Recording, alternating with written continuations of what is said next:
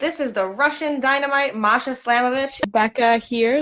This is not America's Sweetheart, Davian. It's Billy Starks. And the super fly guy, Trayvon Jordan. This is the fly side flyer, Jalen Brandon. Hardcore Princess, Jules Malone. Hi there, this is the Bubblegum Princess, Alexia Nicole. This is the Brazilian Wonder Woman, Christy Jane. This is the baddest black belt, Chennai Kai. This is Kid Bandit. The smash hit, Joel Bateman. This is Robin Renegade. Cody Hawk. Brutal Bob Evans. And you are listening to Wrestling with Entertainment, one of my favorite podcasts in the whole wide world. Hey, this is Finland's wrestling pioneer, the rebel StarBuck, and you're listening to Wrestling with Entertainment. Hello, and welcome to the show. It's Wrestling with Entertainment, the only audio experience on the web today. The trusted choice for interviewing all your favorite wrestlers every Tuesday and Wednesday on YouTube and Castbox. Sponsored by Rogue Energy and Player One Coffee. I am, of course, your host, James J. And it is a great day for wrestling because we are wrestling with. He is the owner of Slam Wrestling, the Rebel StarBuck. How you doing, man? Nice to be on the show. It's fantastic to have you. How are you? Well, I'm doing very well. I mean, it's business has been going up even throughout the pandemic period. We're able to grow our business year by year, which was by the grace of God. But nonetheless, I mean, we're now on the edge of some big things happening, which we can get into later on in the interview here. But it's an exciting time right now. I didn't notice that. Let's get into it. Can you tell us about Slam Wrestling? Well, I started Slam Wrestling Finland in 2018. So it was the late summer of 2018. And basically it was a one-man operation. It was entirely owned top to bottom by myself. I had no shareholders, so I was an entrepreneur. And with that, I tried to push that as far as I could, and realizing then in the process that there was so much work that I needed some other people aboard. So in that way, I do believe strongly that if you can lock in people to a project or to a purpose where they have a stake in the outcome, I believe that they're much more efficient in the way that they do their piece of business. And I believe that you're going to get a lot further. So in this way, what I thought I would do with our business is that I would turn it into a shareholding company. So as an LTD entity or LLC, whatever have you. And with that, at the end of 2019, I took aboard 4 other shareholders with Slam Wrestling. So I remained the main shareholder, so the key shareholder, and everybody else then bought into the company. And as time has gone by, it's proven to be a pretty wise move because everybody who is a shareholder has to hustle for the common good. So it's not the same as, let's say, a nonprofit or then like, let's say, a sports club entity where everybody is just loosely a member that you pay like let's say yearly due and you're a member. But it's like Metallica had this song back in '96, their Load album called Ain't My Bitch. And in that way, if it's just a loosely knit together sports club or some kind of nonprofit, it's really nobody's bitch. But when it's your company, when you own shares in a company, it is your bitch. It is your personal interest. It is in your best interest to get that thing off the ground and get that thing rolling and to be profitable. So that's where we've been working now for several years. So since the end of 2019, that was in December 2019, we turned this into a shareholding company. And from 2020 onwards, so it's just pretty much right out of the gates, Corona comes along, causes all kinds of havoc and grief, but nonetheless, we still were able to push through, and it was a very trying time. We had to be really creative and really, you got to bite the bullet there. But now in 2023, we're on the cusp of some really big developments. So in this way, I'm very happy. And this personal endeavor that I undertook back in 2018 it's looking like it's definitely got the blessing of the big man upstairs. Well, it does seem like you are doing big things. You're currently doing Slam Boot Camp, which is on a TV station in Finland, correct? Yeah, it's a news TV station called Fabio. So it's an event televised, or let's say it's basically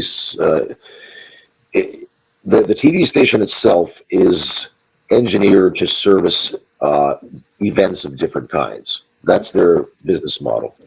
So what they want to do with this TV station is that whether it's like, let's say, it could be a yearly annual Schlager song contest, which they have in Seinäjoki, Finland every year. They just had it on TV now, so like that they did a program around that. Then you'd have, like, let's say, strongman contests. Those are events. So stuff around strongman contests. Then with our wrestling, we have also annual, how could you say, key events, kind of like WWE has like SummerSlam. They've got WrestleMania. They have the Royal Rumble, and etc. We're also looking at doing quarter annual, like larger events, which would be our keystone events of the year. So in that way, this television station their business model is engineered towards events. And the funny thing is that 10 years ago, I was in a band called Overnight Sensation, a hard rock band called Overnight Sensation, with the guy who was the big chief and the principal owner of this new television station. He was the drummer. Wow. So, it's really interesting to see that, like, these things just come full circle at some point. And I really believe Bill Watts from UWF, the Mid-South Wrestling organization back in the day, back in the 80s, was my favorite promoter of all time. I love Bill Watts, and I was in contact with Bill maybe about 15 years ago a few times. And he had a philosophy which I really admire, and which I do strongly believe in. And he said that if you do what you love doing, success will take care of itself. Right. So if you immerse yourself in doing what you love, that you have a passion for something, and you give everything you've got, so it's complete immersion, success ultimately will take care of itself, because value comes to value. How did it come about that you got into contact with Bill Watts? Oh, I can't remember anymore. I think it was through the internet somehow. Okay. I was able to find his email somewhere, and then I wrote him. Yeah. Right. Now the Slam Boot Camp, it's kind of like Tough Enough, as so. It's not really Tough Enough in the sense where Tough Enough was. It's kind of this same format with all the survivors and all the different formats where you have people dropping out every week and somebody advances and blah blah blah. So that's not what we do. Basically, it's Slam Boot Camp is an introductory crash course into the fundamentals of pro wrestling. So what I do is I take the wrestlers that we have domestically that I've already got trained up here in Finland, and what we do is we put out a weekly show. It's only a half an hour long, but it's a miniature crash course in which we go through 3 different fundamental techniques, which are very, very key to pro wrestling.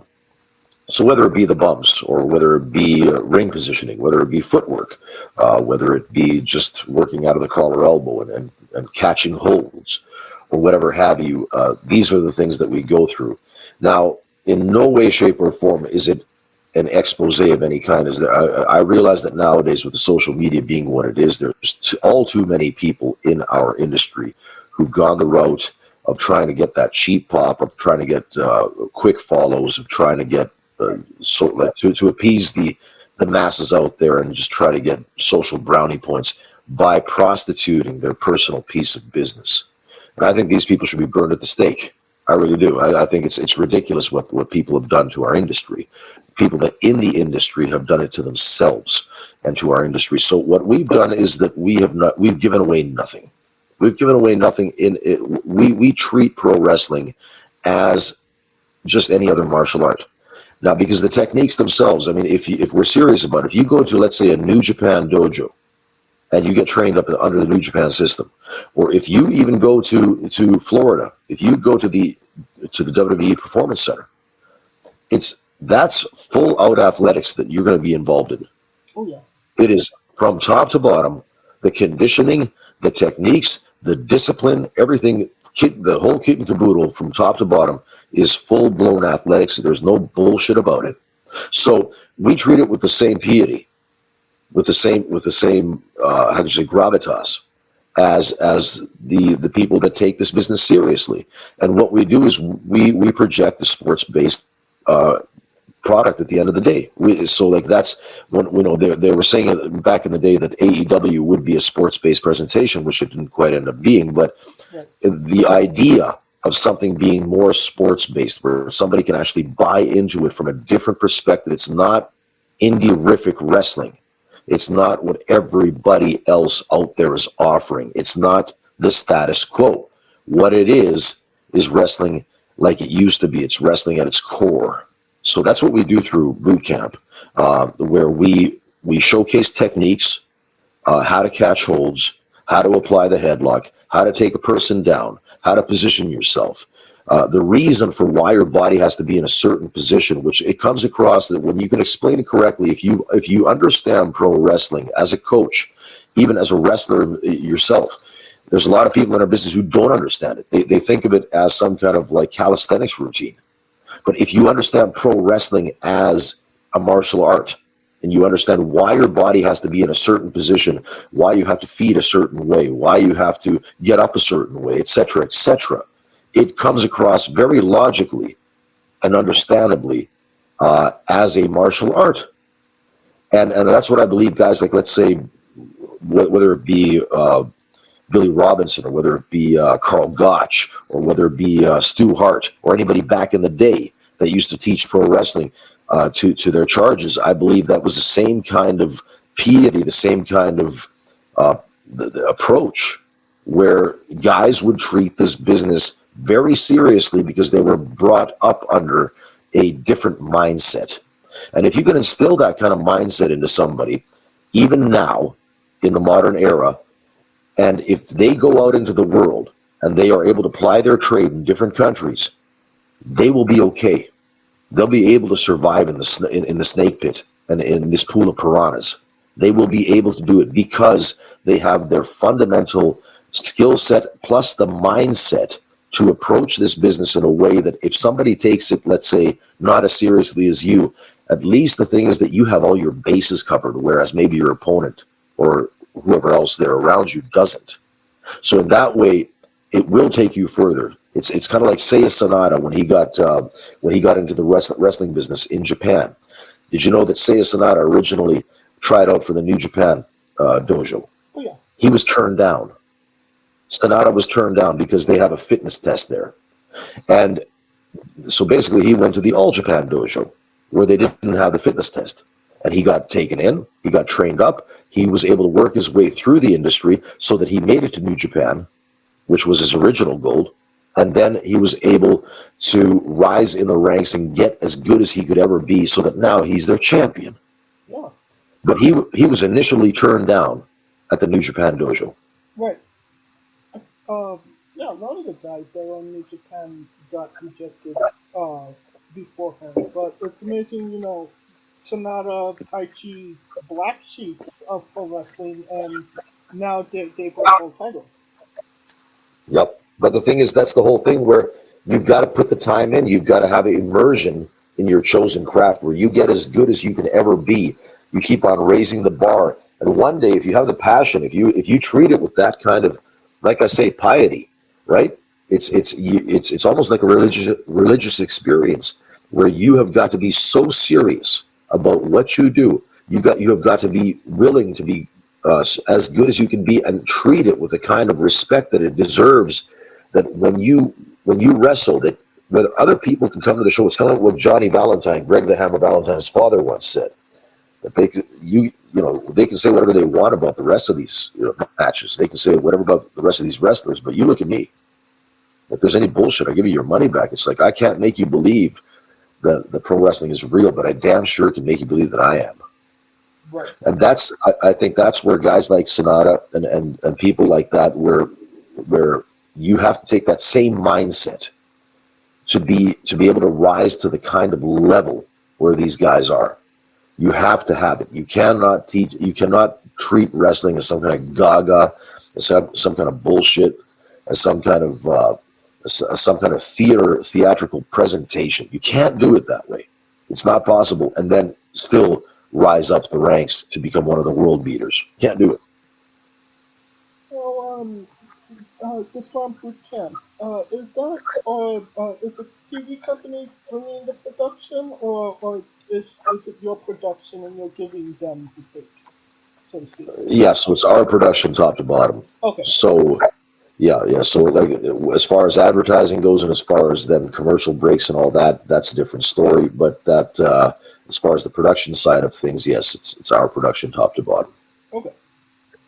Now, But we also do have another show, by the way. It's called In the Grip of Wrestling. So in Finnish, it's called Painin otteessa, which means in the grip of wrestling, or in wrestling's grip. But it's basically a hardcore, like I was not hardcore, sorry. It's like a hard introduction to what is professional wrestling to the average person who, let's say in our country. So in Finland, we've had pro wrestling domestically here since I'm the pioneer of wrestling in Finland.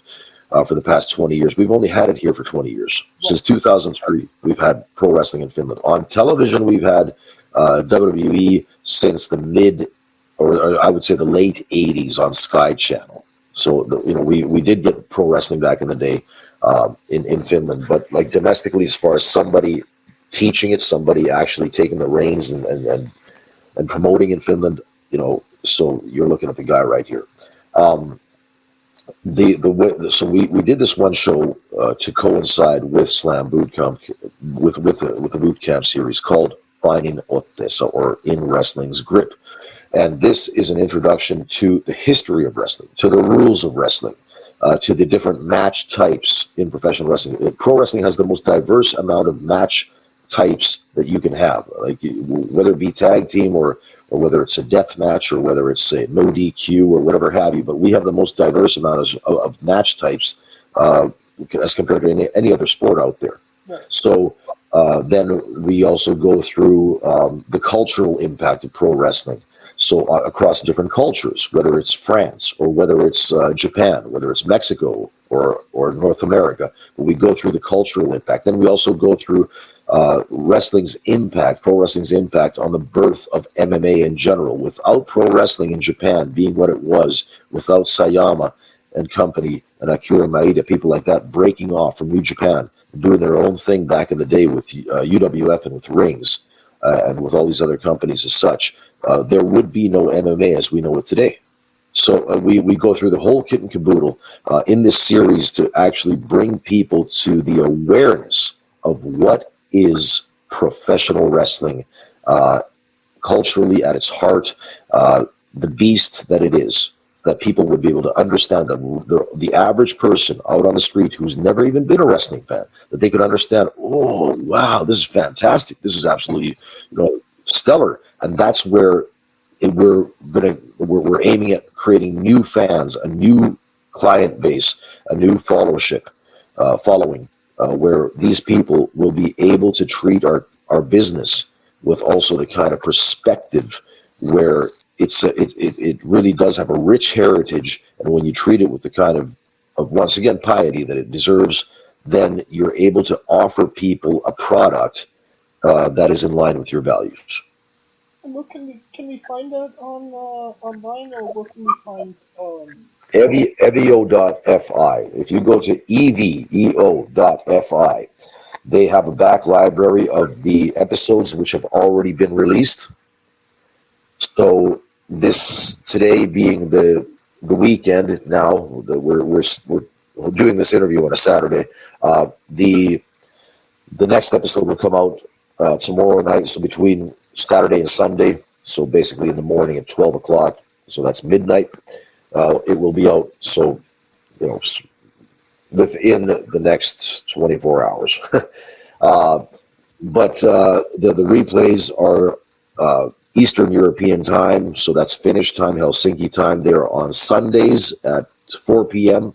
and then also on Wednesdays at 4. So there's 2 replays during the week of the actual original broadcast of every unique episode. I think that's like roughly 6 o'clock in the morning, East Coast time? I'm trying to do the math in my head. Yeah, I'm not sure. So East Coast, we're talking like New York time? Yeah. That's 7-hour difference. Yeah. It's a 7-hour difference. So if we're right now just past noon, we're talking somewhere around 12:30ish right now in the afternoon. Yeah. In America on the East Coast, we're talking about 5:30 a.m. There you go. But that's for the Evio television channel itself, not for their streaming or for their post production, which goes onto the evio.fi website, so that you can access anytime after the original unique broadcast of each episode has been put out.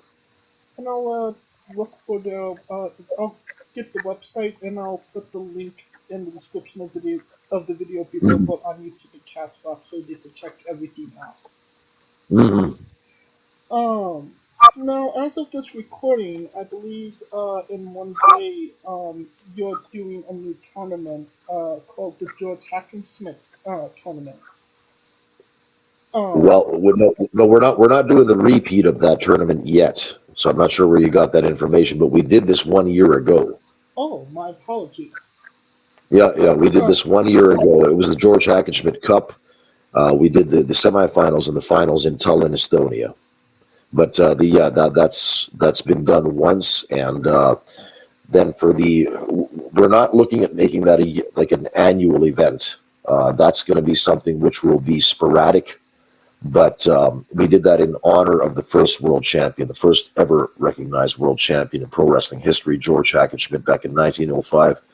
Who defeated Tom Jenkins in New York City to become the first recognized world professional wrestling champion in what the States. On for you to honor, obviously, the first world champion of business for wrestling? Because it's definitely not a name that you hear a lot of nowadays. That's because history has been largely lost, and you got to remember, history is written by the winners. Like, so people that like survive the wars, the countries that defeat other countries in wars, for example, their cultures rewrite the history of said time period to their own benefit. So by and large today, for example, with all the social engineering going on, with our world being as messed up as it is right now, with all this nonsense going on, there's so many things that have been rewritten. Like the history of the world is almost like it's being rewritten as we speak. But I think that the reason why people like George Hackenschmidt get lost in the undercurrents of history is because once again, I'm going to quote my favorite promoter of all time, Bill Watts, and his Hall of Fame speech in WWE. Back in, I think it was 2009.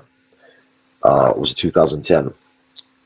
It was 2010 when he got inducted into the Hall of Fame. I think it was 2010. But he said this, that the WWE is the custodian of our business, but it's going away. It's going away. So it's a very prolific thought. If you think that there are certain things that have happened in our industry where, unless they are brought to light, unless they're really brought before people that they would know where they come from, it's like a roadmap. How can you know where you're going if you don't know where you come from? Right. If there's no starting point, how do you get to a finish line? So if we talk about things like, let's say in pro wrestling, like the Gold Dust Trio, if you talk about people like Ed Sandow, if you talk about Farmer Burns, not to mention people like Gorgeous George in the 1950s, but and or let's say Antonio Rocca or whatever have you, culturally significant, how could you say, phenomenons of their time. If you don't know these people, how can you ever do justice to our business? How can you, then it's just something, it's a fleeting piece of entertainment for a person who doesn't understand it. But if you are serious about something, you want to get to the bottom of it. You want to know what it's all about. And I do believe that that's where, like, let's say the custodians of our business, the people that are the gatekeepers, they should have kept this stuff alive, but they haven't done it. They haven't done it. Right. And to a large degree, it's a big shame to us as a culture, as not just a wrestling community, but as a culture, that we've lost so much of wrestling history, the rich tradition of our business in the undercurrents of history. And that's where, as myself at least, I'm looking to bring a lot of that back, because to me, I treat pro wrestling as a serious business. I don't treat this as gaga or some kind of circus trick. So for me, it's like everybody else can be eating fast food. I'll be the one vendor who sells you quality nutrition at a higher price. But if you're one of the people that are in the know, you're going to know, oh, this is way better food. I'm going to go here. Well, like you said, wrestling in Finland was almost non-existent. And wrestling has been around for over 100 years.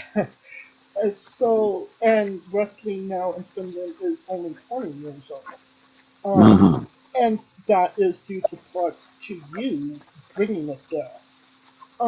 So, what does it mean to you, and the responsibility of being the guy that is essentially a founding father of pro wrestling in the country of Finland? So what does it mean to me? Yeah. Well, I mean, I wear that with pride. I mean, I do believe, that first of all, life is short. Whatever you do in life, don't waste it on the internet. If there's the one thing that you can ask yourself, which is like, what is the one thing that I've done the most, like time-wise? What is the one thing that I've done the most in the last 5 years, or even the last 10?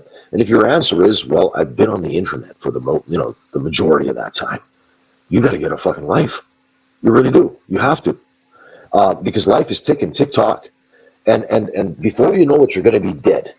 This is the truth. If you break down, like for me personally, I've always, from a young boy onwards, I've been able to understand the brevity of life. So that's just the absolute short little tenure that we're here for. And if you think about the last 10 years of your life, the last decade, for example, so 1 decade ago was 2013. Okay, in 2013, I was wrestling in Japan, and I was part of the Synapse team with Shuri Kondo, who's one of the top female wrestlers today for Stardom in Japan. Yeah. And my other tag team partner in that was Akira Nagami, who's former IWGP junior heavyweight champion and an absolute legend in our business. So we were a three-person team, and we had the kind of popularity that, let's say, an NWO had back in the day in Japan. It was comparable. We were like absolutely red hot. So 10 years ago, that was what I had in my life. 10 years has gone by in a flash. When I think back, 10 years it's like yesterday. And when you think of the brevity of life, you're looking at a few decades.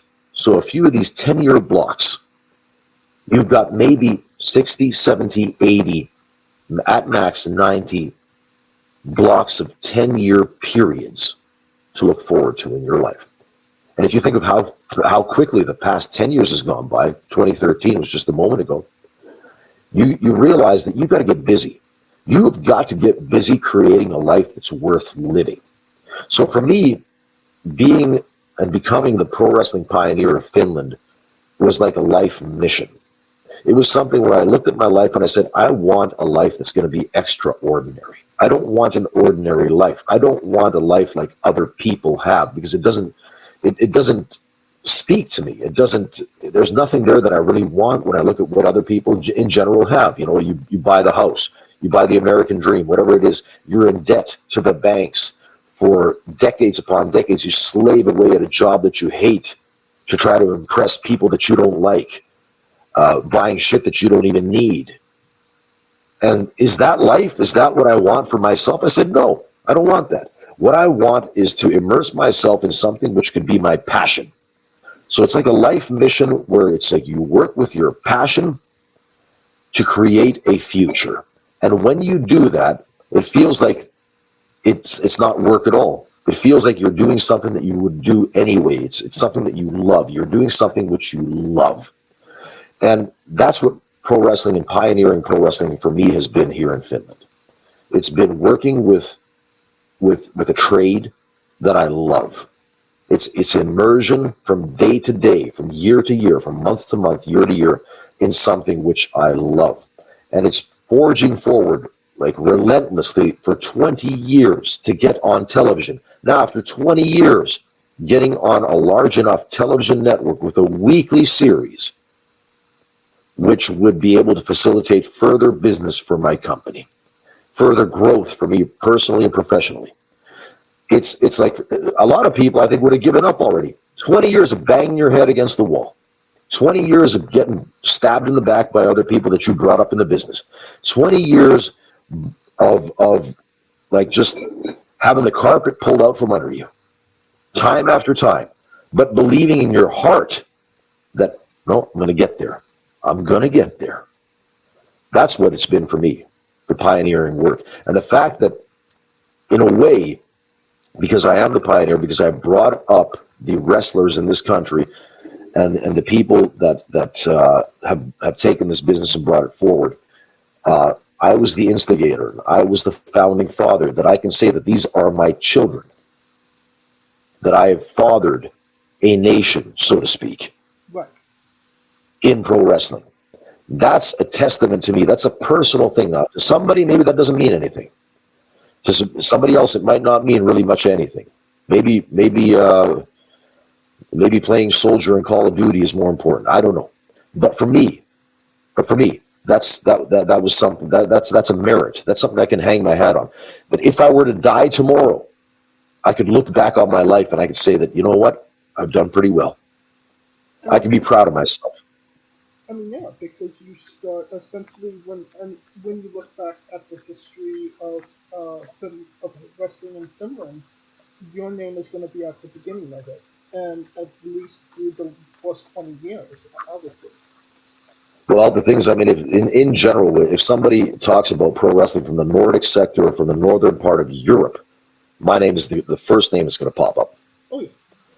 And that's the thing where it's like, I often say, like, because nowadays, you know, unless you have a management team or unless you have a hype man that does your PR for you, you are your own hype man. So in that way, it's like, if I were to say to somebody, you know, with my head up high and with my chest up, I could say that I'm the most accomplished wrestler out of Northern Europe, arguably in history. Now, somebody else could say, hey, what about Tony Halme? What about Ludwig Borga back in the day? He wrestled in WWE in New Japan. Well, his career was 7 years. He never taught anybody. He never coached up anybody. And at best, I knew him personally. I knew Tony Halme personally. And nice enough guy, but he was never a good wrestler. He was never what you would call an accomplished, all-around good wrestler that you could say that, you know, this guy's one of the top draws or top people in our business. Of course, I mean, he was CWA world champion for Ottawa Wands, and he was a champion in I believe of some sort. Was he not for New Japan? I don't quite recall whether or not he had a belt there at this time, but still, I mean, the thing is that he was on a high level. But you know, somebody else could argue that. So Tony Halme, how can you say that? Well, that's, like I said, arguably. I'm saying arguably I'm the most accomplished wrestler out of Northern Europe in history. Okay, what about George Hackenschmidt from Tallinn? He was born in Tallinn. He became the first world champion in history. Well, I'm not saying that I'm a bigger star than George Hackenschmidt. No, but I'm just saying that to the people that know wrestling nowadays and to the people that understand our business, as far as the merits of going out there and doing things, like now that I've coached people in 8 different countries on 2 different continents, a lot of my students have gone out to wrestle around the world.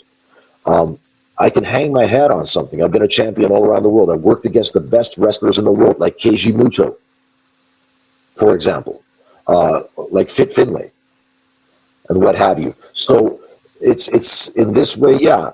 Nobody, at least in the modern pro wrestling era, if you think of the wrestling business as it is and as it's been now for the past several decades, I don't believe that anybody can touch my record. So in that way, I can say that I am the most accomplished wrestler out of the Nordics of Europe, arguably in history. Once again, you can take the names like the Hackenschmidts and the Tony Halmays, and you can make a case argument for that. And I won't hold that against you. But that's why I say arguably. Oh yeah, because there's always if wrestling fans love anything, it's their debates, and That's it. It's wrestling Twitter. Yes, exactly. That being said, you've been promoting this company for the last 4 years. What's something you know about promoting now that you didn't know back then that you wish you did? Well, that's a hard question, because the thing is that, first of all, you have to understand that every country is different in the, how could you say, in the mental and I would say like the cultural and mental landscape. Now, with Finland is a very, very difficult country. There's only under 6 million people here, population-wise. We're not a large country, whereas Estonia, right next door, is 1.5 million. Wow.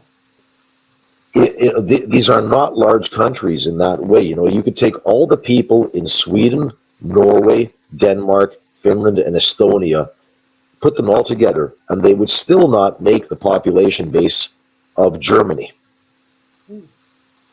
So the thing is that when you have to like also scale things and hold them in comparison under the correct lens, because if you look at the difficulty of promoting in a population base of this size is the fact that first of all, there are no medias nowadays. There are no magazines. There are no radio stations. There are no television stations which are specifically engineered to be the kind of demographic tools that would reach the kind of audience, specifically I'm speaking, that I would need to reach. They are fragmented. They are little bits. They have people who maybe in some way, shape, or form, they have members of my potential client base that follow their medias, but they're fragmented. They're here and there. They're sporadic, and there's no one media. Let's say in the UK, you used to have this magazine. I'm not sure if you still do, called FHM. So FHM magazine, maybe something like this would be more apropos for a company for, let's say, to reach male demographics. Because by and large, if I look at my demo, the majority of the people that follow Slam Wrestling, over 80% of our audience is male, men, and that's from around the world, from the U.S., from the UK, from Germany, here in Finland, etc., etc. They are male. In some demos, they're on top of 90%. So with that in mind, we're catering to a male demographic, and when I look at their interests and what it is that they like, what other stuff do they follow, a lot of that stuff is traditionally stuff that men have always liked. So the traditional guy out there, if we look at just the average guy that likes pro wrestling, it really is that blue collar kind of crowd, right? Yeah. So it's the average worker, the average guy out there doing construction, listening to hard rock radio, drinking a beer. He likes the fights. He likes going out and seeing some good action movies. Let's say Fast and the Furious 10 is coming out. He's going to be out there with his girlfriend at the movies. Blah blah blah.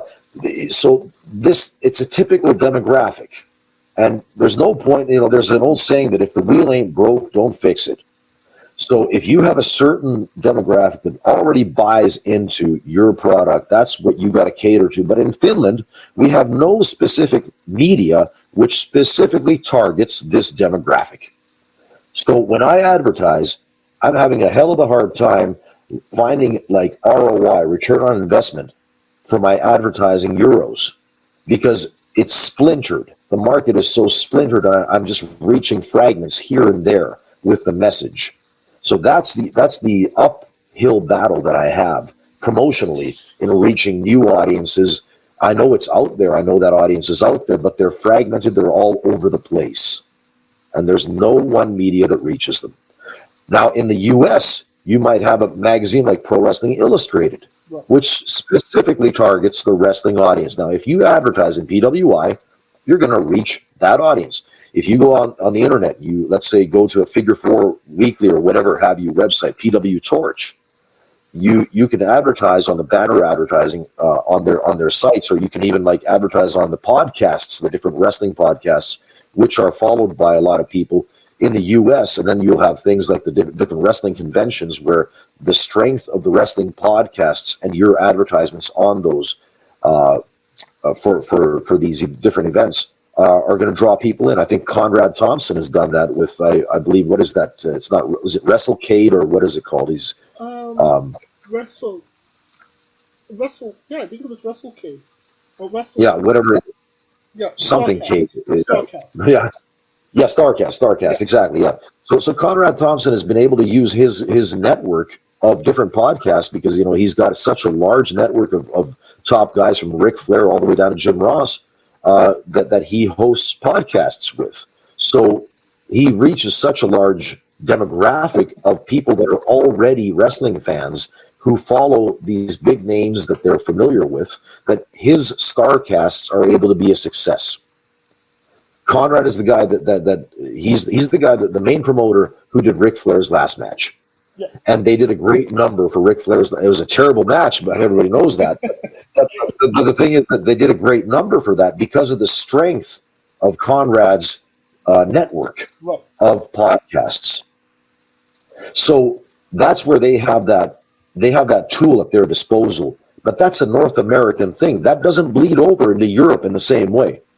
It's not just because you're somebody somewhere doesn't mean that you're somebody somewhere else. That's a saying in our business, by the way. Right. So like, and that's where even if let's say if I listen to Conrad's different podcasts here in Finland on a weekly basis, I'll listen to them, but it doesn't reflect in my business in any way, shape, or form. So if I were to advertise Slam Wrestling on Conrad's different platforms or on his podcasts, I'd very doubtedly get an ROI for my investment in that advertising because there are not enough people here that listen to his stuff. Right. In America, yes, but not here. So in this way, that's, in retrospect, to answer your question, that like now 4 years in, what is it that I've learned and what is it, that I could tell myself now, hindsight being 2020, what to do better or how to do it different. I really don't know what to do, what I could do different, other than if I, and these are things where it's kind of by the stroke of, let's say, well, I'm looking for the term right now, but let's say the fortunate boon of finding somebody to invest in your business. If I could have found an investor that would have pumped a large amount of money, somebody who has an affinity towards pro wrestling, somebody who believes in pro wrestling, that if you got somebody at the helm who's been in the business for damn near 30 years, if you got somebody who understands pro wrestling from top to bottom, and you say, okay, I'm going to invest in this guy's business because I believe in what he's doing, and I've got foresight, I got tunnel vision to see that where this guy is going, that if he's got the correct amount of capital, then he's going to go places. Now, if I would have had that guy, or a few companies just like that, where they would have pumped money into my business from day one, I'd be on a different level today. But because wrestling is, by and large, a fringe product, because in all of Europe, if you think of all the different promotions in Europe today, and not just in Europe, but around the world, how many of them have local television in their countries domestically? How many promotions have local television? I'm not talking about YouTube or streaming platforms or whatever have you. I'm talking about television. There are hardly any that have local television that can carry them to a large enough demographic to make their name known. And still today, I argue that the number one aggregator that's going to make you a star, that's going to make people know who you are, it's like Frank Sinatra said, it doesn't matter what they say about you as long as they get the name right. Just spell my name right. Now, as long as they're talking about you, that's the main thing. And in Finland, at least, it's not YouTube that's going to make somebody a star. Of course, TikTok and YouTube, if you're a big-time YouTuber or you're a big influencer on TikTok, yeah, you can get some follows and etc. And some people have risen that way. But for the main majority, for the people that are like from the young to the old, and for the people that have money, the people that are in jobs, the people that are in the workforce, still today, it is the legacy media and the television avenues and the channels that if you're featured prominently on a large enough network in front of a large enough potential viewing audience, that's what's going to make you a star. Or at least it's going to make you a name, if not a star. So once again, I ask, how many companies, how many wrestling promotions in Europe or around the world have the opportunity to put their product on a weekly televised channel? There's hardly any.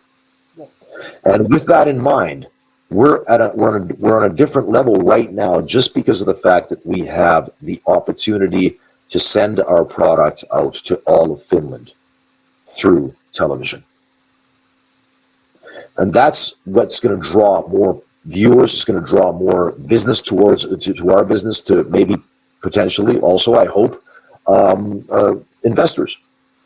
Because if they see a product which is serious, they see a product that's treated with the kind of respect that you would hope any product to be, presented as, where if you're going to invest money, if you project something as a joke, if you project something as being frivolous, and you expect people to buy into it and put money into your business based on, like, as an investor, I'm talking as an investor, I highly doubt you're going to succeed. But if you treat it with respect and with the kind of gravitas and seriousness that it requires, I think then you have a chance of getting external money sources to start flowing into your business. Alright. Now, anybody that listens to this knows that I'm a big arena guy. I love the arenas of pro wrestling. And you wrestled in the famed Korakuen Hall. I believe even AJ Styles called it the Madison Square Garden of Japan. Can I add something to that? I sold out Korakuen Hall in the main event with Tenru. Well, and what did it mean to you in that experience, like being in one of the most famous arenas in the world? Well, I was blessed. The thing is that a lot of people don't understand this, that unless somebody opens the doors for you, unless somebody is a gatekeeper who looks upon you in a favorable light and says that I'm going to take a chance with this guy, I believe this guy deserves an opportunity, and they go to bat for you and they start to open doors for you. Unless somebody does that, you're going nowhere. This idea that, I'm going to break down the walls. You're going to break down nothing, because that's the way life works. You can only succeed through other people. And if other people open those doors for you, you have a chance. Now, for me, I look at like that experience in Korakuen Hall and in Japan in general, in that Tajiri believed in me. Yoshihiro Tajiri, the Japanese buzzsaw, he was my booker, he was my boss, and I was his number one gaijin for 4 years in both WNC Wrestling New Classic and in Smash before that. I was his number one gaijin. And he believed in me personally. He took a vested personal interest, and he saw my charisma. He saw the way that I handled my business. He saw what package I brought to the table. So the look, the skills, and the charisma, that's the package, the trifecta. And he said that I'm going to go with this guy. And so for me to wrestle in Japan on a high level in the main events, to be their champion twice, and to wrestle the big names like the Tenrus, to wrestle Marufuji, to wrestle Keiji Muto, etc., Tajiri himself. For me, awesome honor. I remember in my first trip to Japan, my career goal was always to make it to Japan. I always thought that maybe if I just make it there one time, just one time, it's mission accomplished. Little did I know that when I went there, by the grace of God, and I'm a believer in Jesus Christ, and so largely I look at that, it's like a managerial process where you hand your life over to God, and he takes your life in a managerial fashion. He forms the path before you that you're going to walk. And for me, I can honestly say this is how it's worked in my life, that my first trip to Japan, I became a star overnight. Overnight. Tokyo Sports writing about me. Overnight. Samurai TV. I'm on Samurai TV. I pinned Tajiri with one finger on his chest. I pile drove him, spike pile driver, boom, put one finger down on his chest, and I pinned him 1, 2, 3. I became a star overnight by beating one of their top guys with one finger on his chest. And I remember in the hotel room, I fell to my knees, and I thanked God. Where nobody's looking, where there's no cameras, I just fell to my knees, and out of gratitude, I said, thank you, Lord, for this opportunity, for blessing my life in this way. And that, for me, is something that carried a long, long ways, because I wrestled, like I said, in Korakuen Hall against Genichiro Tenryu, August of 2011, in vacation season, during the 1 week in Japan where everybody is on vacation. Japan is a very unique country. It's like everybody goes on vacation that 1 week at the same time. All you've got is 1 week, and everybody's on vacation. And we had the show during vacation season in Korakuen Hall, 1 hour before bell time. Someone comes down to the dressing room and says, "We're sold out." I'm in the main event with Genichiro Tenryu. I'm going over with my spike pile driver. Now that is a memory that's going to last a lifetime. So for me, yeah, I was honored to wrestle in Japan, not only in Japan, but to be a star in Japan. Not only to be a star there, but to wrestle in the main events of big time, like very important venues like Korakuen Hall. So yes, that's pretty much my answer. That's awesome. It really is. And you mentioned you wrestled Keiji Muto. Obviously the great Muto retired recently. I don't think Muto has never not been a legend in this sport. What did it mean to you to be in the ring and have a match with Keiji Muto? I believe it was a 6-man. It was a 6-man, yeah.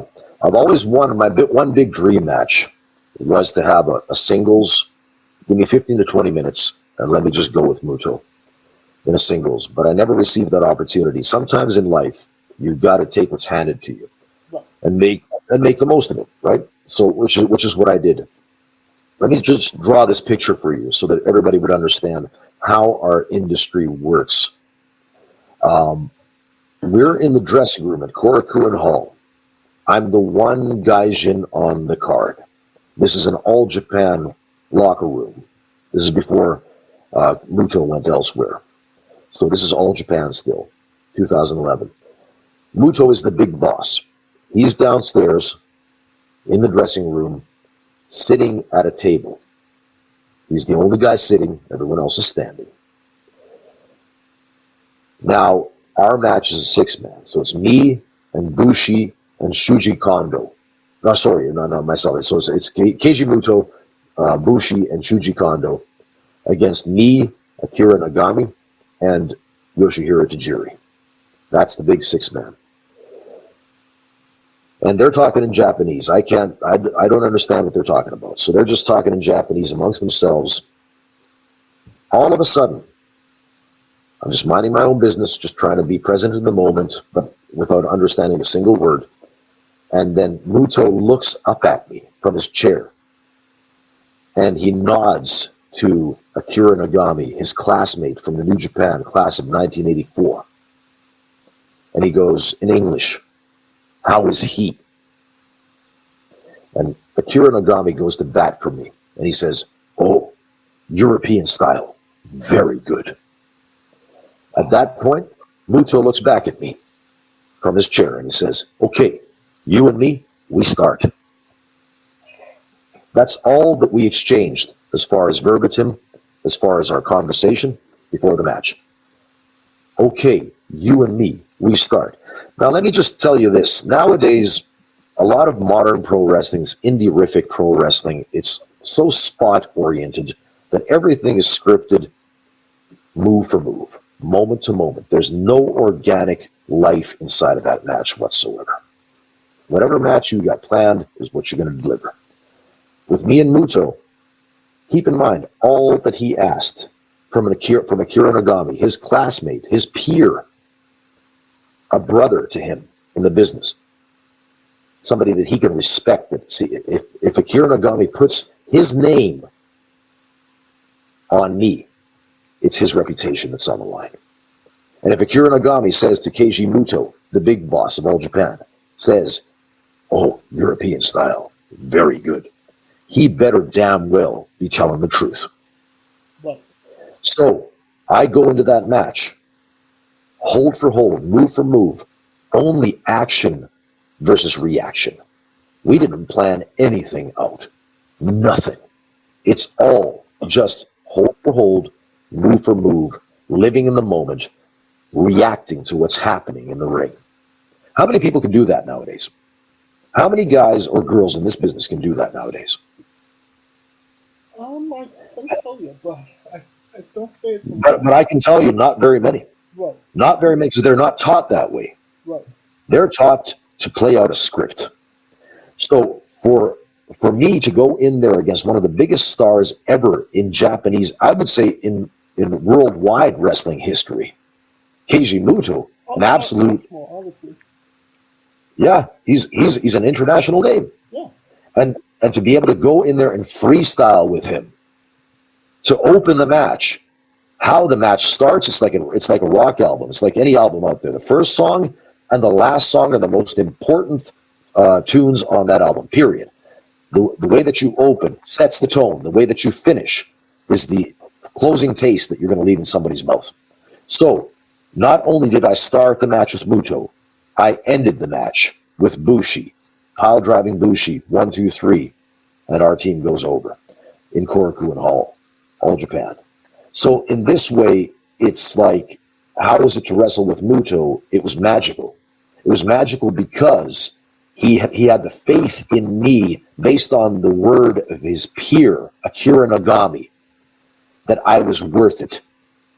But I was able to carry my part of the bargain without saying any more than what he said to me, which was, okay, you and me, we start. That's the only thing that he said to me. That's why it's special. I can imagine that. That's awesome. Thank you for telling me that. Another name, before wrestling in Japan, before wrestling in Finland, you wrestled in Canada. I believe you came across a guy named Tony Candela. I wrestled for Tony. Was it the Death Tours? No. Those were I did the Southern tour for Tony for IWA. Okay, so that's when Don Callis was the booker, and on that same tour was Bad News Brown, or Bad News Allen as he was known before that. Rick Martel was on that tour. Oh, wow. Lance Storm, Chris Jericho, Ultimo Dragon was on that tour. Diamond Timothy Flowers, Edge. So a lot of names were on that tour. And Joe Legend also. I drove down from Ontario with Joe Legend for that tour. It was a 1-week tour in southern Manitoba. Could you tell us about your relationship with Tony? Because I feel like he's another guy that, a big name in wrestling that doesn't necessarily get his flowers. Well, the thing is that I never got to know Tony personally. I mean, I was in my second year in the business, so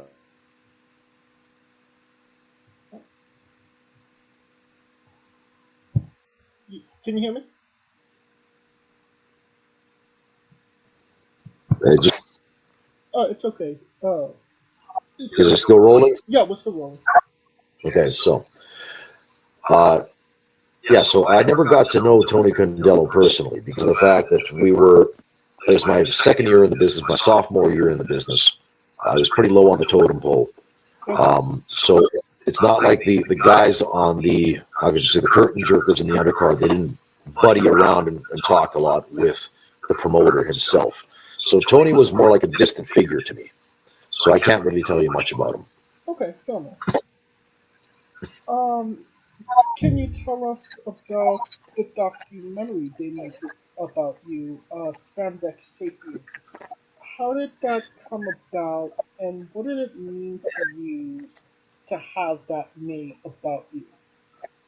Well, the thing is that back in around 2010, I believe it was 2009, 2010. It was even before that. Sorry, I think it would be like 2008, 2009. Yeah, this director named Oskar Pastila came to me. He was put in contact with myself through a common friend or common, I would say, acquaintance, a business acquaintance of ours. And Oskar was a guy that he was known for making documentary films. And he chose subjects, oftentimes, which were a bit out of the way. They were a bit, let's say, they weren't as commonplace as most of the stuff that was on the market in Finland at the time. So he did a piece on, for example, a basketball team in Porvoo, Finland, for example, where they had a lot of foreign players, which kind of just fell apart. It was a fiasco. But he did a piece on them. He did a piece on Finnish ice hockey in Korea. And then he did also this one music documentary for an artist called Knucklebone Oscar, which was pretty unique also. And then he did my movie, which was Spandex Sapiens. So we sat down with him somewhere around 2008, 2009. And he says to me that, he's interested in doing this movie on pro wrestling, this documentary piece. At the time, we didn't have a story. He just had an idea that he wants to do something on pro wrestling. And then I figured, okay, well, why not? Of course. I'm interested in getting my face out there more. I'm interested in reaching new audiences and just expanding my business, so like expanding the name of the Rebel StarBuck. So he was with me on this movie project for somewhere in the neighborhood of about 5 years. 5 or 6 years it almost took from top to bottom of just random filming here and there. He came to Japan with me. He was in the Bahamas and also in the U.S. with me on tour with my band Crossfire. It's my southern rock band where I'm a singer. And that's, by the way, that's Crossfyre, Crossfire, not with an I. So anyway, we did this documentary filming over the course of this 5-6 year period. And the movie came out in 2016. And it was in Finnish movie theaters around the country. And then it also got broadcast on the Finnish broadcasting service YLE, which is like the national broadcasting company, because they also funded part of the movie. So basically, he got a script writer to become involved in the movie, and they decided to go like almost half fiction and half reality. So it's not quite a documentary. It's something in between. It's hard to say exactly what it is, but the premise of the movie is that there was a transsexual wrestler whom I trained up before they did their gender transition back in 2008, and they became known as Jessica Love. Okay, and with myself being a conservative, traditional, like the I would say old school kind of like man's man. It's my value system is very different than the liberal, modern, under the rainbow flag kind of thing. So that's where Oscar, the director, producer, wanted to create, how could you say, like a protagonist-antagonist kind of relationship, that there would be a certain tension in the movie that they could build around for this documentary movie, Spandex Sapiens, where Jessica Love became my antagonist.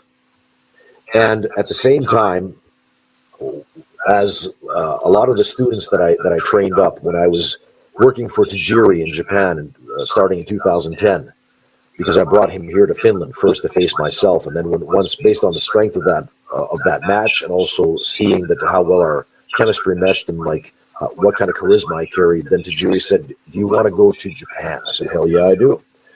But it was way beyond that. What happened was that I ended up becoming the foreign liaison for Tajiri's companies, and I was the go-between between the West and the East. So I became a power broker during that time, and I had carte blanche, which means that out of all of my students, my crew, the people that I brought up in the business, I was able to bring whomever I wanted to Japan. And Jessica Love was one of those, a talented wrestler, right? Really, really good inside the ring. So I took, and amongst the first people that were brought out to Japan with that new deal with Tajiri back in 2010 was Jessica Love. Now my movie producer wanted to create this kind of tension and this kind of scenario where, is it going to be Jessica Love that finally becomes the big star in Japan, or is it going to be me? Because once again, both of us are going to Japan at this time. So in the movie, that's the underlying premise, where you've got Jessica Love, who represents, once again, the liberal, modern, how would you say, the open-minded agenda of modern days, versus myself, who is the traditional, the meat and potatoes kind of like traditional man that's always been for thousands of years. So that's the difference between our philosophies, and that's very apparent in the movie itself. Now, the way that Oscar wanted to portray the tension between us is that there's a there's like a love and hate kind of thing, where that before that I've got to overcome my hatred for Jessica Love, or for like let's say for somebody who doesn't believe the same value system that I believe, which is not the case, by the way. It says I don't force anybody to believe what I personally believe. It's just I strongly stand for what I personally believe in. So it's basically, yeah, it's just you're a man of your word, and you just stand behind your own value system. But he wanted to make this into a bigger than life kind of issue with the tension underneath, that it would speak to larger amounts of people, where there's this thing where that I really dislike Jessica Love.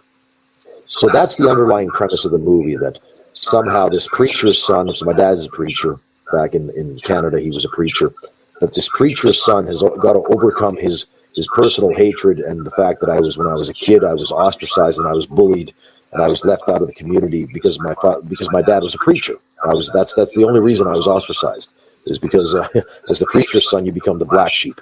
But nonetheless, that somehow would have carried into the fact that then all of a sudden I have this hatred and blah blah blah, which is once again not the case. But with that underlying premise, the movie was made, and at the end of the movie, then you're left with this closing sonata of me finding my ex-wife, and who was from Romania, and then us getting together just as we got engaged to be married. So it closes on a nice note where finally this guy who's supposedly got all this hatred finally does find love, and then everything ends up okie dokie in the movie, and blah blah blah.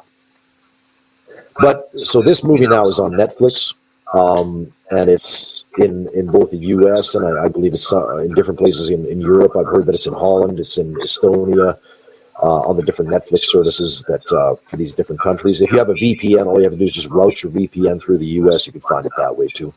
But yeah, I mean, it was interesting to do the movie. I wasn't quite. I didn't quite know what to make of the fact that they were going to do like half fiction and half reality, because then you're writing stuff into the movie which doesn't particularly give the exact truth of the situation or of the person. But be that as it may, it's all good in retrospect, because I do believe that at least the fact that I can still stand behind my own value system and say that, yeah, it's like this is in a world that nowadays is just going increasingly insane. But I'm like the voice of reason, so to speak, in the movie itself, and that I'm the traditional guy that stands as a rock, and at least that comes through. So you're saying you don't go to the supermarket in Ringhill? That I don't go to the supermarket and... In Ringhill. Well, it's like, yeah, I mean, I don't go to the supermarket and just go ape shit in the supermarket and shit like that, but it's, yeah, like, so, there are fantastical elements. It's almost like, how could you say, it's kind of like art house, the art house movies. Right. In a lot of ways. So I think it's a genre type art house, but nonetheless, yeah. So in retrospect, yeah, I think there could have been things in the movie that they could have done a bit better, but it was their vision, it was their money, and then, I just went along with the ride. Oh. Now, you wrestled in a barbed wire board death match 3 days in a row against Mikey Whipwreck, Tajiri, and Kana, also known as Oscar. Yeah. What was that experience like? Because wrestling one death match, okay, and yeah, 3 death matches in a row against the same opponents.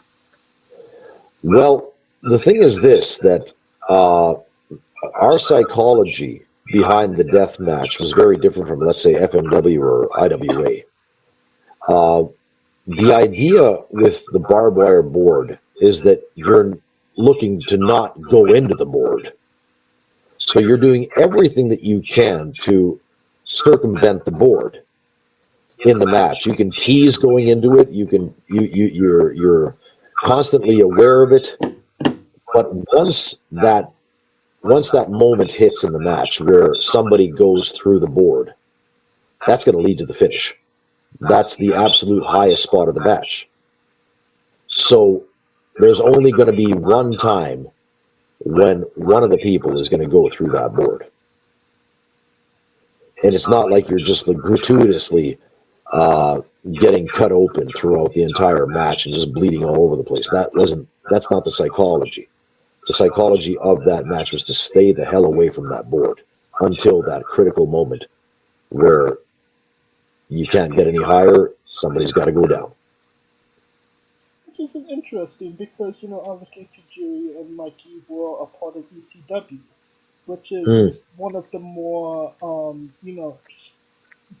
they kind of did more of the storytelling when it came to that match, well, Extreme Wrestling. I get that. So what is the question relating to that? The experience of being in 3 death matches in a row against the 3 same opponents. I mean, for me, it wasn't bad. I was sick as a dog during that tour. That's the only thing that I had the flu during that tour. And I was coughing my guts out backstage. So even now I got this dry cough right now. But the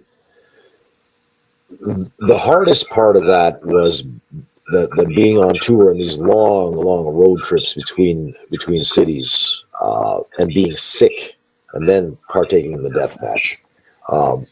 That was the hardest part of it. But outside of that, I mean, it's just another day on the job, to be honest with you, because if you're going to be a competent wrestler, if you're going to be somebody who's a capable worker, as we say in our business, in the trade, you've got to be able to be adaptable.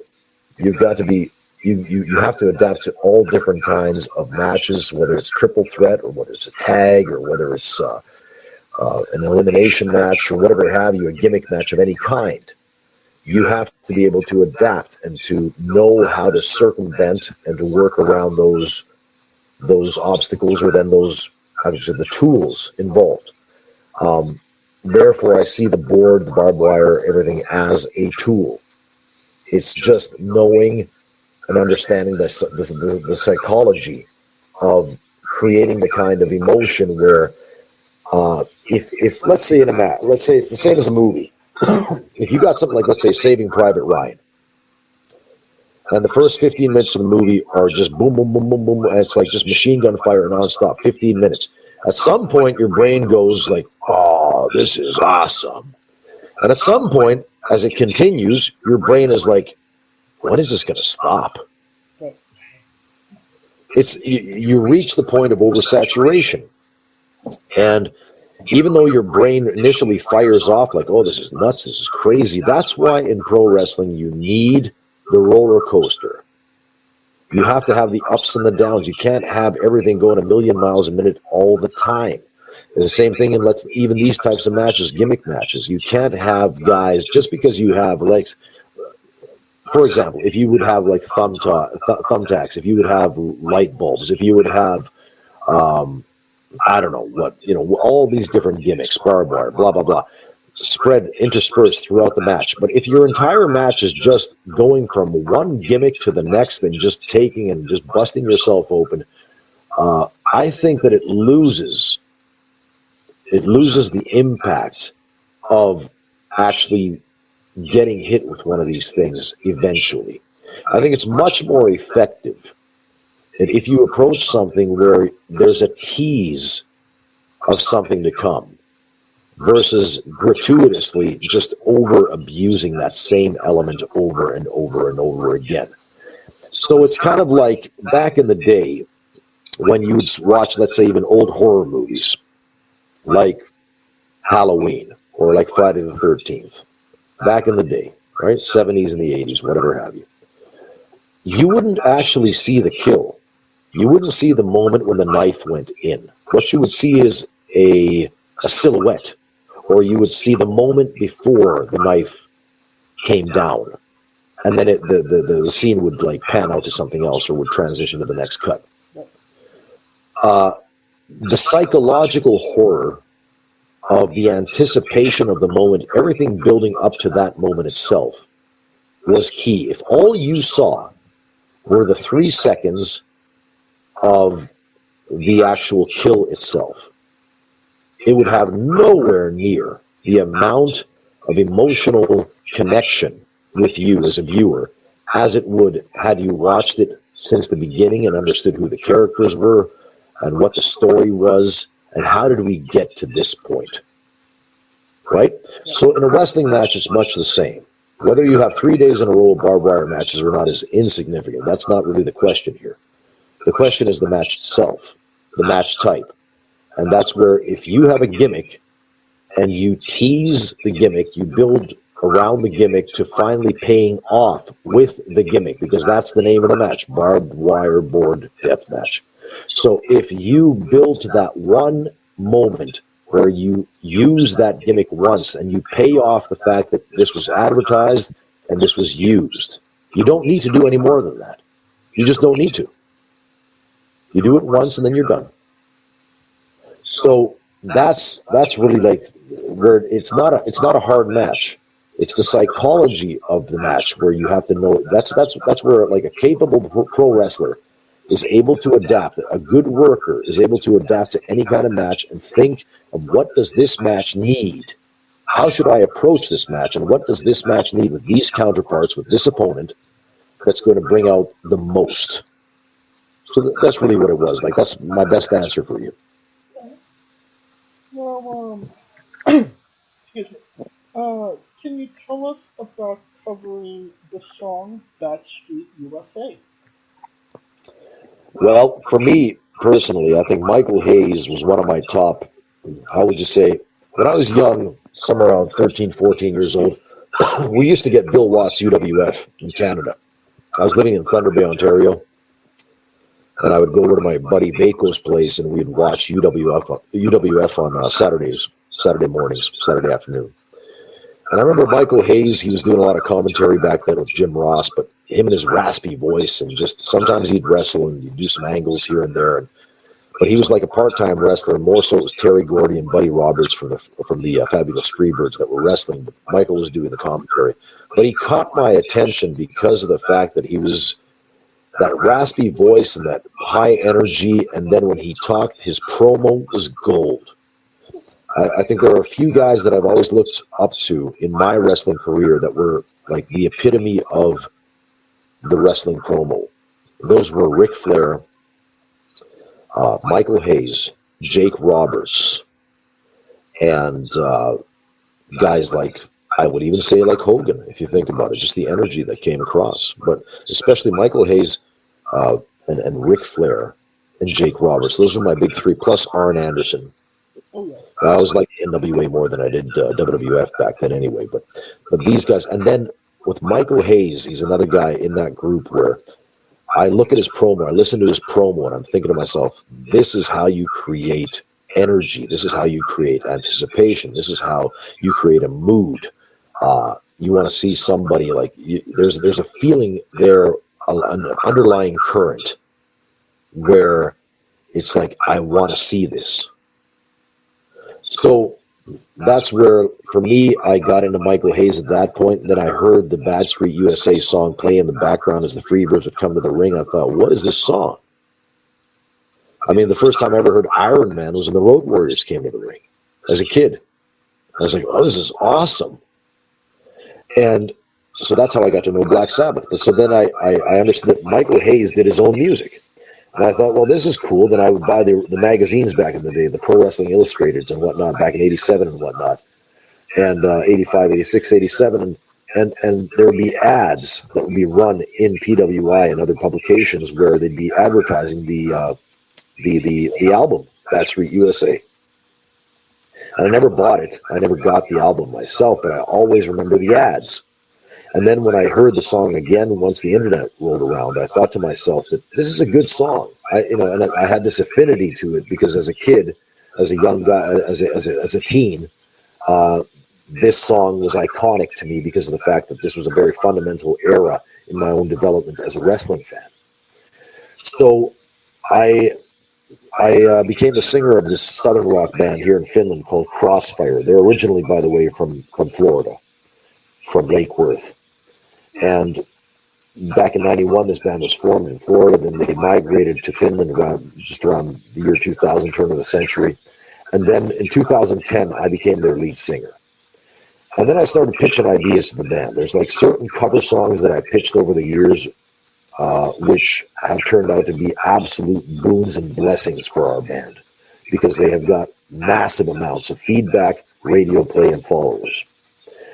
And one of those, and it's the number one song that for us has been the biggest blessing so far, is Bad Street USA. And when I first played it to the band, they said, "Oh, this band," or they said, "This song sucks.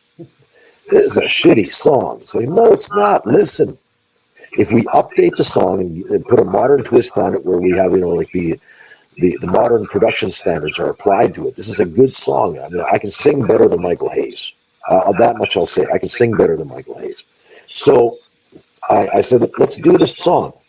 Let's do it. And I'm the lead singer. I'm like the number one guy in the band in that way. The front man gets 80% of the 90% of the attention anyway.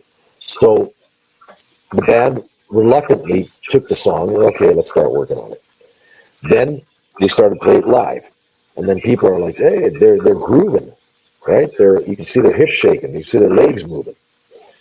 And then we put it down on tape. We demoed it, and then we also recorded it in the studio, and it turned out so good that we did the music video for it. So we plagiarized the original Michael Hayes Bad Street USA video from 1987, and we redid the video and updated the look with myself in the role of Michael Hayes. So, and this music video is gone. It's gone like fantastically well on YouTube. It's been viewed like tons and tons of times, and also on Spotify. It's our number one song. It's got the most listens, the most streams. So it's across different Southern rock radio stations in the U.S. They play it all the time. Miranda Gordy, who is Bam Bam Terry Gordy's daughter, she uses that song nowadays for her ring entrance. She approached us about 2 years ago, said, "I just ran into your remake of Bad Street. Would it be okay if I use this song?" I said, "Of course you can. Go ahead." Boom.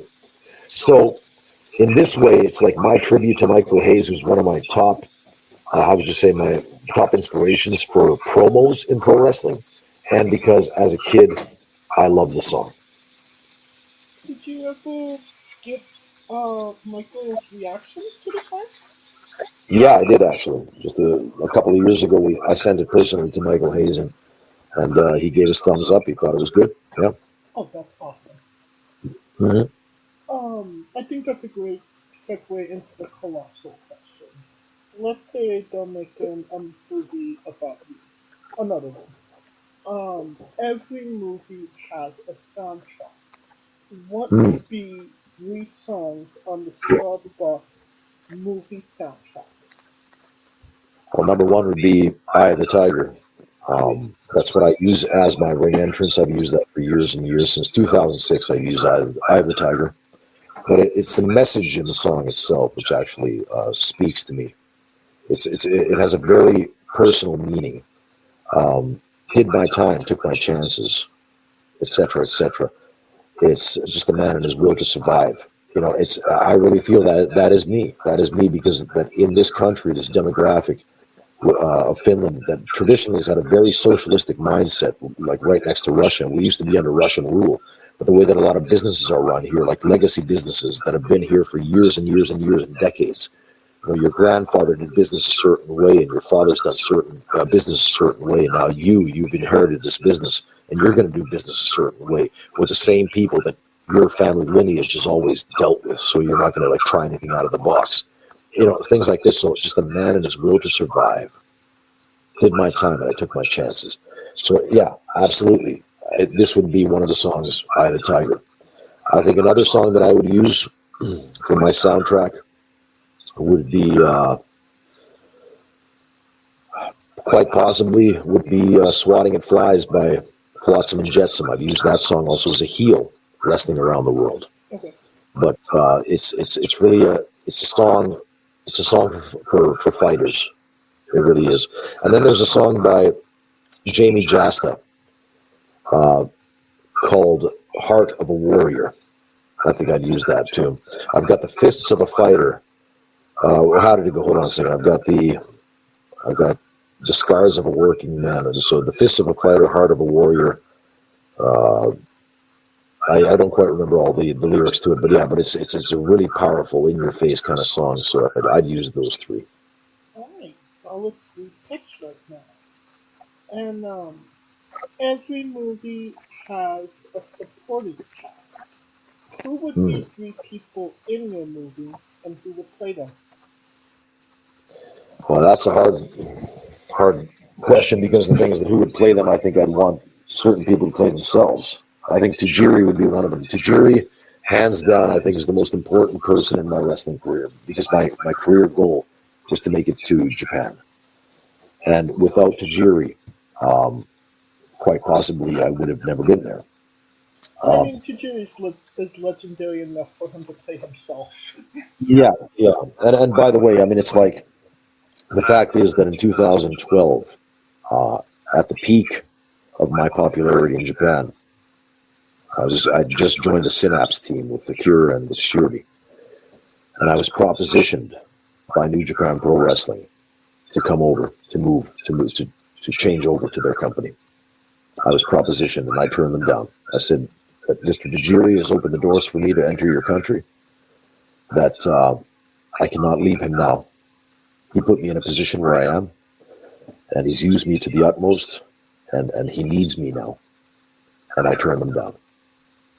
So that's the respect that I had for my boss, for the man that opened the doors for me to enter Japan, because that was my career goal.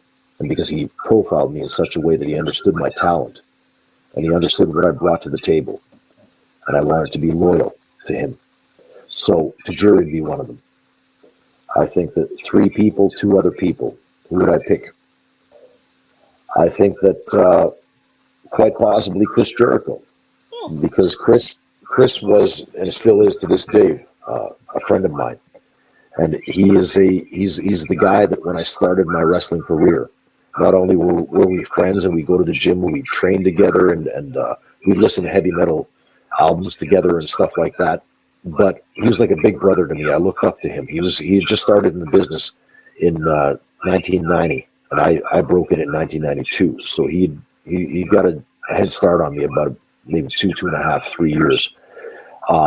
So in this way, when I had my first match, January 7th of 1994, against Lance Storm, my other coach in Calgary, Chris is the one that gave me a pair of his old Sudden Impact tights to wear for that match. I didn't have my own tights yet at that point, and he gifted me a pair of his very first wrestling boots. He said, "You can keep these." And so for that, because he's the guy that he was a promoter in that way, if you think, not like a wrestling promoter, but as a personal promoter of mine, Chris.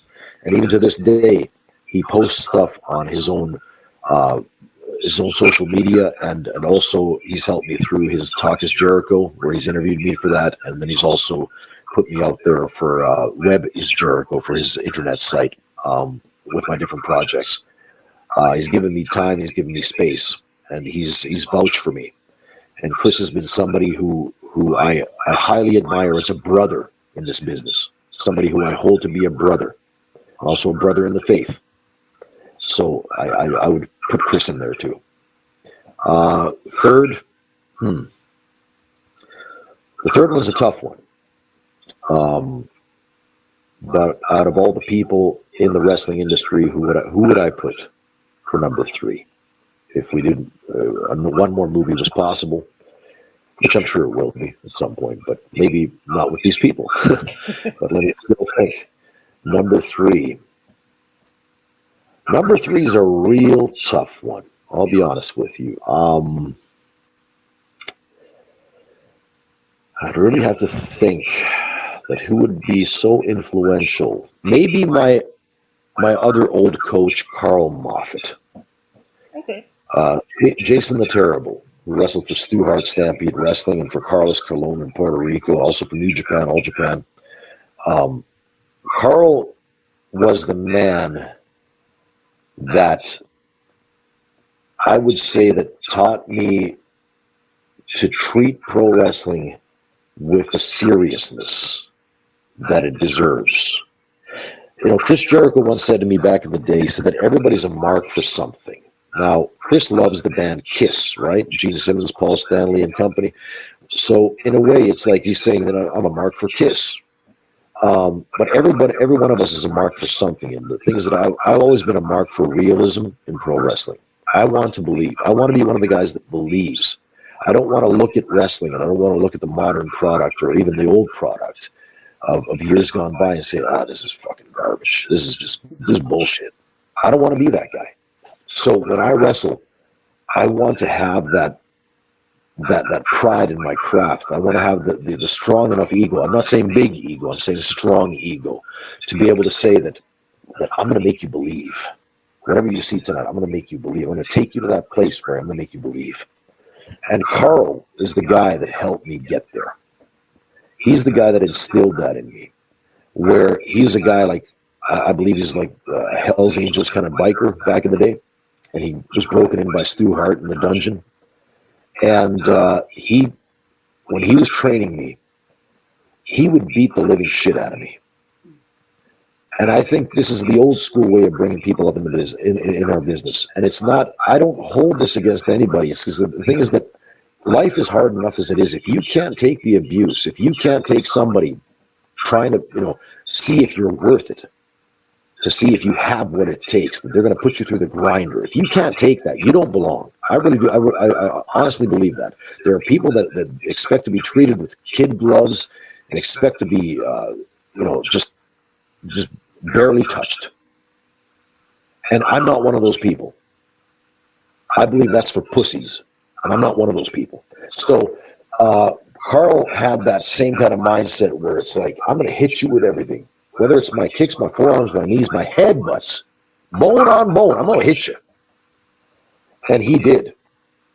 And I remember one time in the corner, he's got me in the corner, and he's doing the shoulder blocks to me in the corner, and he's a big man. He's about maybe 6'4", whatever he is, and he's a really big man, stocky. And he's driving that shoulder into my gut. I mean, he might even be 6'5", I don't quite remember, but he's driving his shoulder into my gut in the corner. I'm 19 years old at the time, 1920. And it hurts. He's literally driving right through my body, just like boom. And my guts hurt. And I put my hand in the way to blunt the blow. And he stands up in the corner. He's got me trapped in the corner. Big man, looks down at me with bald head with all the gashes and the cuts on his head that he's had over his career. And he yells, he says, "If you ever fucking do that again, I'll tear your fucking head off." And at that point, I lost the fear. In that moment, I said, "Yes, sir, hit me with whatever you got." In my mind, that's what I said. Boom. And I lost the fear, and it's like you take it like a man. You toughen up. You get calloused, get hard, become a hard guy, become a hard man. And he taught me that mentality. That's what Stu Hart imparted to him, and in turn, that's what he imparted to me. So I want to thank him for that. And I've thanked him personally before. I've thanked him in my own podcast before also. It's called Shootin the Shizzat for anybody who's interested. A shooting without the G, Shootin the Shizzat. And that's Shizzat, which is kind of like Canadian slang for shiznit, but which means shit, shooting the shit. So, so we interviewed Carl for that, and I thanked him there, thank him here now publicly. But yeah, so there's the three names for you right there: Carl Moffat, Chris Jericho, and Yoshihiro Tajiri. All right. Now on to the most controversial of subjects. Pineapple on pizza. What's your stance? I can give a shit. I don't care. Everybody has their little thing, It's like some people like this, some people like that. I just don't care. It's not my battle. Do what you want. So you're not pro, but you're not anti. No, it's so inconsequential as a question and as a topic that I just don't care. Yeah. So whatever tickles your taste buds, it's your body. Do what you want. Yeah, man. Now, we love on the show the late great Tracy Smothers. Do you know the acronym for THUG? THUG. Thug. I remember back in the day. I don't recall it now.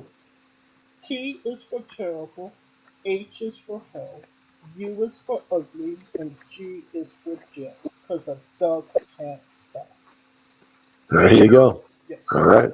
Love the late great Tracy Smothers, trying to keep the memory alive on the show. There we go. Now, where do you see yourself in 5 years in Slam Wrestling? I see myself as a promoter that has grown his business to the point where we're able to expand outside the borders of Finland, and also we do promote in Estonia, but like not regularly because it's an even harder demographic and a harder culture. So sporadically we'll go to Estonia, but I'm looking to expand across Finland, not only here but in the different areas of the Nordics. So whether it's the Baltic sector or then the Nordic sector, to grow Slam Wrestling into a larger territorial operation. That's what I'm looking to do. And because it's ambition. It's like throughout your life, you want to grow. You don't want to stagnate. You don't want to remain where you are. You want to grow. You want the challenge. And for me, that's the challenge. I've given 30 years of my life now to pro wrestling. It's something that I know like the back of my hand.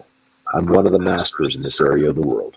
It's undeniable. Nobody can refute that.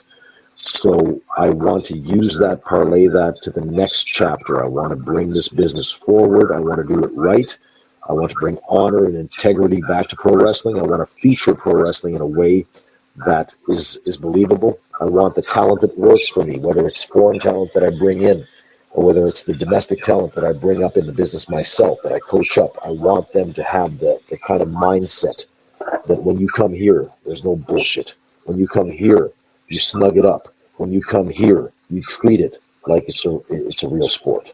That's the mentality with which you treat my business. What you do elsewhere is on you, but if you work for me, that's how things work over here.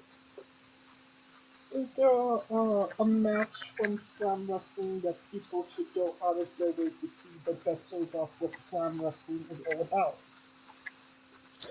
I think we have several matches. I'm not sure if they're not all up. They're certainly not all up on YouTube, but we are opening our own streaming service now, which is called the Slam Stream. You can find it at watch.slamwres, slamres, watch.slamres.com. So it's a subscription service. You can get and buy or sell certain events that we're going to sell as individual events for a set fee that we've done in the past, and you can see the cards top to bottom through the stream, and you can check out some stuff for yourself there. But I would say that out of all the matches, things that like stand out in my mind as far as being some of the key matches, I really liked a match that I had with Fabio Ferrari personally from 2020 during the pandemic year in Tallinn, Estonia on Halloween night. It's when I won my 4th European Championship, and it was a really hard fought match in Tallinn. That's a match which does stand out to me, a real trial by fire, I would say. We've had, for example, Sam Gradwell from NXT UK, who wrestled one of my top guys, TT Suosalo, at the Fitness Expo in Lahti, Finland last October. And that is, snippets of that match at least are available. Not the match in whole is not time-wise. It wasn't possible to include the entire match, but an edited version of that match is available on the evio.fi website on the Painin Ottes, so the show that we have, which translates to In Wrestling's Grip, episode 1. You can see that match there also. We've had many matches. We've had, for example, women's matches here. We had Shauna, who used to wrestle for Tony Khan's AEW, against Nina Samuels this past October in Helsinki. For about 25 minutes, the girls tore the house down. And it was a really great ladies match there. So there's a lot of different matches. It really depends on what your cup of tea is. It depends what you like.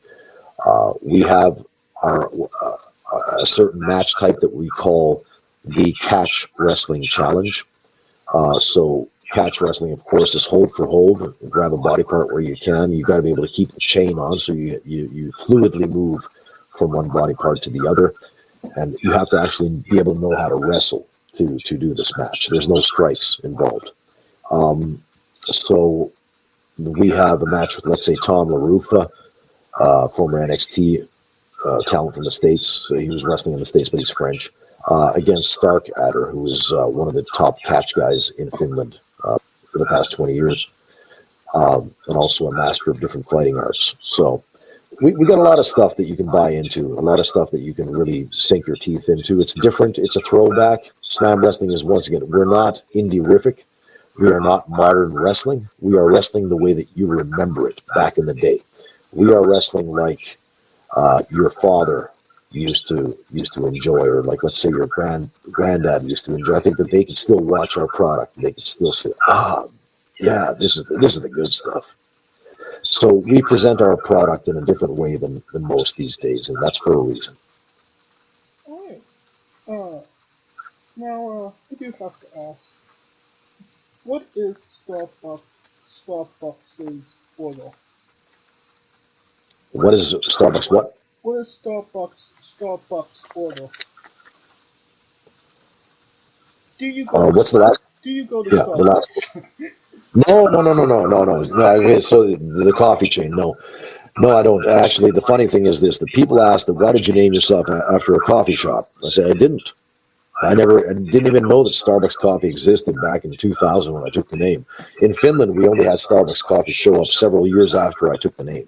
I should have actually trademarked the name here in this country.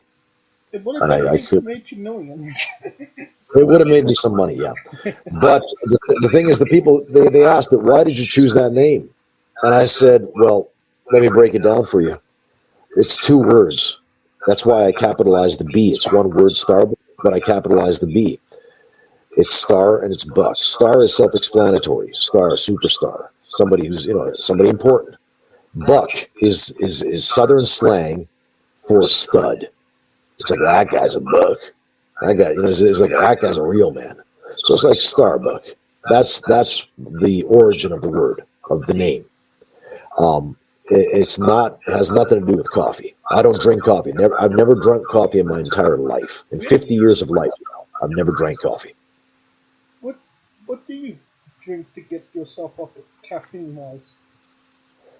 I'll take a caffeine pill or a training booster, but I won't. But as far as coffee goes, no. I mean, tea I'll drink, but I'm not a drinker in the sense I can have a glass of red wine or whatever, but I'm not a drinker. I don't enjoy beer. I'm not into hard alcohol. It's just I'm not a party guy in that way. I'm very keen about maintaining my health. Gotcha.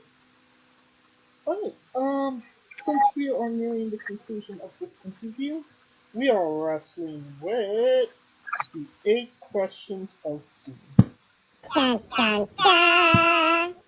This is our speed round, our bonus round, the round where we see who you really are. Are you ready? All right, good. Shoot. Excluding yourself, greatest wrestler of all time. I could never call myself the greatest anyway, so. That's a really hard question. Based on what criteria? Based on sales appeal? Based on work rate? Based on what? But the greatest of all, just my personal preference. Greatest of all time? Maybe I had to go with Ric Flair. Oh. Worst wrestler? Worst wrestler? Ultimate Warrior. You're main eventing WrestleMania for the World Championship. Who is your opponent? Of years gone by or then current? Anybody. Anybody? So WrestleMania against somebody? If I could, either Shawn Michaels or Kurt Angle. Let's make it a triple threat. All right, then. If you could come out to anyone's entrance music, past or present, who would it be? Entrance music, past or present. It would have to fit my swagger. It would have to fit the way that I walk, my persona. That's a real tough one. But, wow. I really can't. Nothing comes to mind. Nothing comes to mind. Yeah. Okay. Finish the sentence. Kayfabe is... Kayfabe is maintaining the integrity of your product. And the fact is that people don't need to know everything. They need to know only as much as they need to know. You would have also accepted taste great on toast. Squash. Vegetable or fruit? Squash, vegetable or fruit? Squash is a veggie. It's a fruit. Is it? Squash? Yes. It's also a game. The tomato latte you have seeds. There you go. All right. New Japan wrestler Taichi, his ring gear gets smaller every year, revealing more of himself to the world. My question, what is the appropriate trunks to butt cheek ratio for ring gear? Well, the thing is that it's like, I don't think that showing your butt cheeks as a male wrestler especially, it's the majority of our demographic is male, so it's like you don't need to be showing extra butt cheek. It brings nothing to the table. I think the old school cover your ass to the point where it's like what Flair had for tights, for example, is appropriate. And anything outside of that is just, I think it's goofy. Alright. And the last question, the main event, the thing everybody wants to know. Have you ever had a conversation with a stranger in a supermarket about Darby Allin? No, never. And that is the correct answer. And that will conclude this interview. Thank you so much for coming on and doing this with me. All right, thank you so much. And once again, where can we find all things Slam Wrestling and your personal social media accounts? Well, if you want to find Slam Wrestling, it's basically all at /SLAMWRES, so /SlamRest. That's TikTok, that's Twitter, that's Instagram, that's Facebook, and YouTube. Otherwise, slamrest.com is our main website, and you can find us there. In addition to that, for myself personally, if you want to see my own stuff, I'm one of the top voiceover speakers and artists in all of Finland for B2B, B2C, and export. My personal website is Majalati.com. That's my last name, Michael Majalati. So MAJALAHTI.com. You can find me there. My different commissions, whatever have you. You can find my personal training website at bodymike.com. That's BODYMIKE.com. And other than that, you can just go to Wikipedia, Google my name. I'll just put in StarBuck Wrestler. Oh, and you don't even have to type it into your Google machine. Simply go to the description of the video below, go on YouTube and press docs. All of the links for Slam Wrestling and StarBuck will be there. Simply click the link. Also StarBuck.fi, but I haven't updated that page. It's an old WordPress site, but there's a lot of old stuff there if you want to check that out. So StarBuck, StarBuck.fi. All of those links will be in the description of the video below. Simply click it, and a new tab will appear on whatever device you're on. You have no excuse.